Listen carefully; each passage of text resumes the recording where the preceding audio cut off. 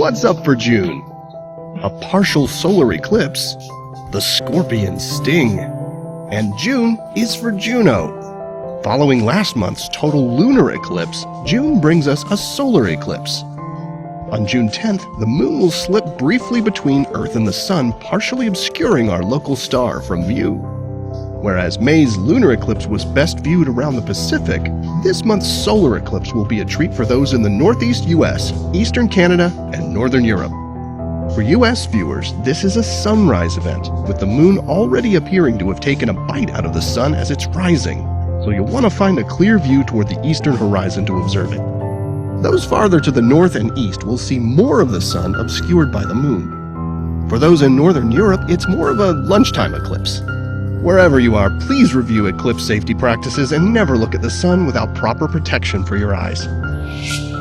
On summer evenings, you may notice a curved grouping of stars crawling across the southern sky, among them a brilliant red beacon.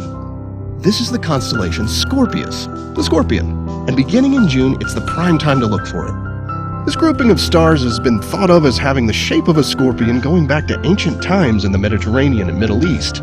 In the Greek myth, the scorpion's deadly sting brought down the great hunter Orion. And that's why, the story goes, we find them on opposite sides of the sky today.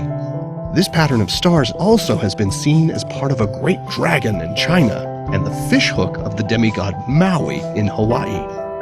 That fishhook shape also forms the tail of the scorpion.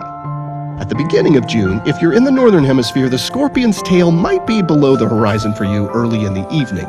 It rises over the first few hours after dark. But by the end of the month, the scorpion's tail will be above the horizon after sunset for most stargazers. That bright beacon-like star in Scorpius is Antares, which is a huge red giant star and one of the brightest in the sky. It forms the blazing heart of the Scorpion. So look toward the south and use Antares as your guide to find the constellation Scorpius. Finally this month, you'll remember back in December when Jupiter and Saturn had their incredibly close meetup in the sky. In the run-up to that great conjunction, Jupiter led Saturn across the sky all through 2020. Well, 6 months later, the pair continue to move farther apart, and now Saturn has the lead position as the two planets rise and set. Look for them in the east after midnight or toward the south at dawn.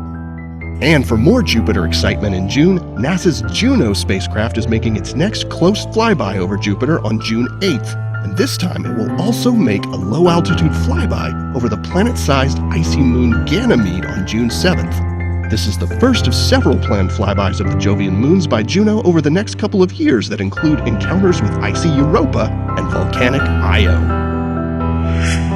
Here are the phases of the moon for June. You can catch up on all of NASA's missions to explore the solar system and beyond at nasa.gov.